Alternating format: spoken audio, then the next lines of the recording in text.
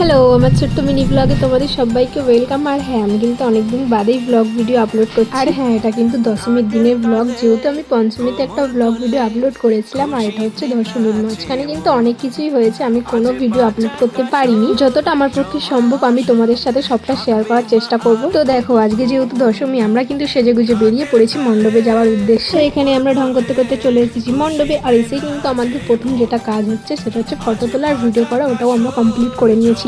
যেহেতু আজকে দশমী, মায়ের বিদায়, তো সবাই বরণ করবে, সিঁদুর খেলবে, তার জন্য ভিড়টা অনেকটা বেশি হয়েছিল। আর যতটা ভিড় হয়েছিল তার থেকেও বেশি হয়েছিল কাদা, কারণ অষ্টমীর দিন থেকে শুরু হয়ে গিয়েছিল বৃষ্টি। আর সত্যি বলতে বোঝাই গেল না কিভাবে পুজোর 5টা দিন কেটে গেল। মা আসবে আসবে দিন গোনাটাই ভালো ছিল। আর তোমরা একটা জিনিস লক্ষ্য করে দেখবে, পুজোর আর 5টা দিন মায়ের মুখটা যেমন থাকে, দশমীর দিন কিন্তু অনেকটা চেঞ্জ হয়ে যায়, তেমনটা থাকে না।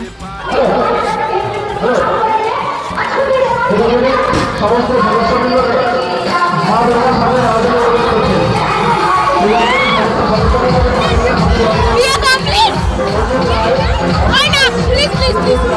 আর সত্যি বলতে এখানে দাঁড়িয়ে আমি অনেকটা বোর হচ্ছিলাম। তারপর কি করবো কিছু বুঝতে না পেরে এরে আমি বিয়েটা করেই নিলাম।